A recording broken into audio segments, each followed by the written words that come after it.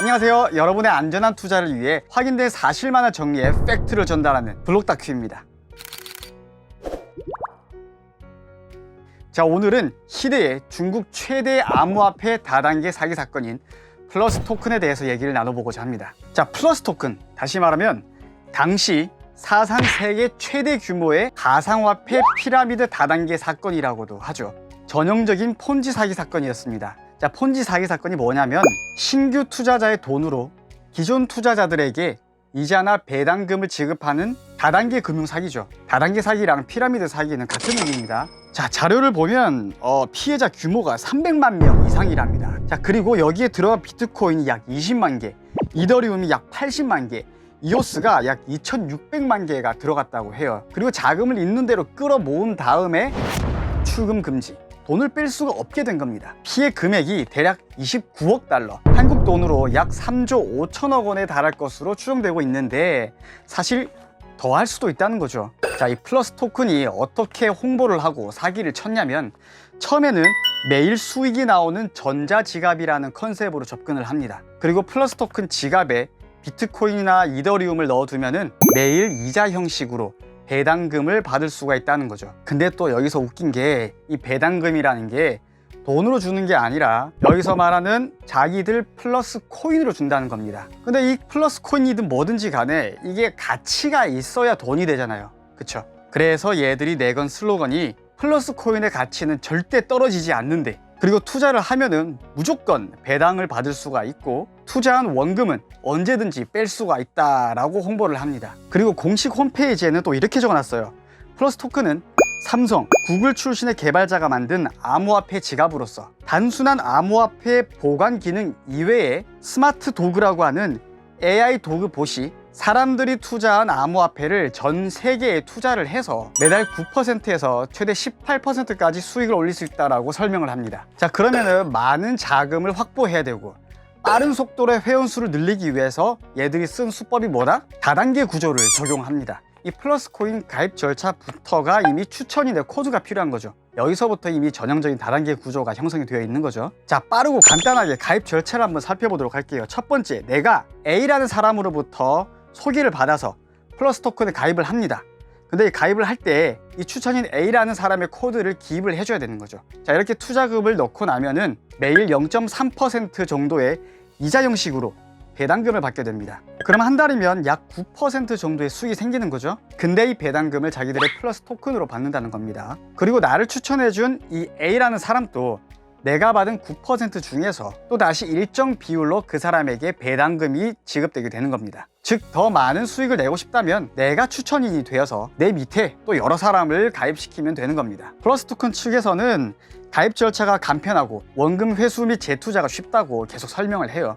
자, 그리고 이게 최소 투자 금액이라는 게 또 있습니다. 당시 플러스 토큰의 최소 투자 금액은 미화 500달러, 하나로 약 60만 원 정도가 하죠. 그럼 이 배당받은 플러스 토큰을 어떻게 현금화시키냐, 그게 제일 중요한 거겠죠. 이 플러스 토큰은 매일 오후 2시에서 저녁 8시 사이에 배당이 된다고 합니다. 이 배당받은 플러스 토큰을 모아서 비트코인으로 환전을 하고 그런 다음 업비트나 코인원 등의 거래소에서 매도를 한 다음에 그 원화를 본인 계좌, 내 계좌로 출금을 하면 되는 거죠. 진짜 이게 사실이라면 정말 너무 좋은 구조 아닙니까? 물론 말은 안 되지만 정말 이런 게 있다면은 누구나 다 부자가 될 수 있을 것 같아. 그쵸? 하지만 이렇게 1년 넘게 잘 운영이 되다가, 아니, 잘 운영이 되는 척 하다가 자금을 충분히 끌어모았다라고 생각했을 때쯤 출금 금지를 때려버리는 겁니다. 그러면서 하는 말이 비트코인 네트워크 거래량 증가로 출금이 늦어지고 있으니 기다리라고 합니다. 그리고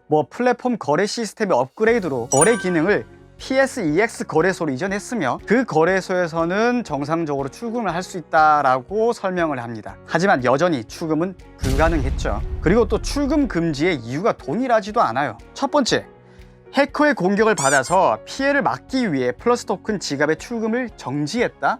두 번째, 중국 공안의 단속을 피하기 위해 긴급으로 지갑의 출금을 정지했다. 세 번째, 투매로 인한 가치 하락을 막기 위해 출금을 정지했다. 플러스 토큰과 상관이 없는 타 거래소에서는 가치 하락 없이 정상적인 거래가 가능하다고 합니다. 하지만 언급했던 그 기타 거래소에서도 출금이 불가능했으며, 아니 출금이 불가능한 게 아니라 아예 플러스 토큰 자체가 없었죠. 그리고 이 플러스 토큰은 처음부터 명확히 의심스러운 부분이 존재하고 있었죠. 첫 번째, 일단 다단계 방식의 운영이었다. 두 번째, 정식 거래소에 상장이 되지 않은 프로젝트였다. 세 번째, 운영하는 팀원이 누군지 알 수도 없어요.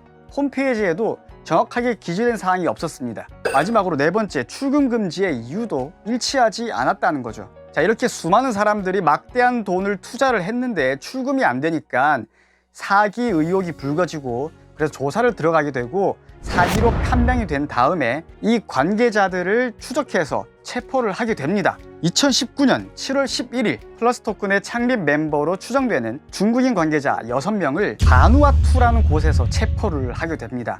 바누아투 어딘가요? 여기는 오세아니아 남태평양에 위치한 바누아투 공화국이라고 해요. 전 이게 처음 들어봅니다. 자, 그리고 피고인 천보는 11년의 징역형과 600만 위안, 한화로 약 10억 원의 벌금형에 처하게 되고요. 그 외에 14명의 피고인은 최소 4년 10개월 이상의 징역형과 60만 위안, 약 1억 원 이상의 벌금형에 처해지게 됩니다. 근데 문제는 이 잡힌 중국인 관계자 6명이 몸통이 아니라고 추정되고 있답니다. 자, 옛날부터 다단계는 조심하라고 했습니다. 특히 다단계 형식의 투자는 무조건 주의를 하셔야 되고 웬만하면 그냥 관심 자체를 가지지 말았으면 좋겠습니다. 자, 저희 블록 다큐에서는 코인과 관련된 여러 가지 사기 사건들을 소개해드리고 있습니다. 개인적인 생각 없이 확인된 사실만을 전달하여 여러분들이 더 이상 사기 사건의 피해자가 되지 말았으면 하는 바람입니다.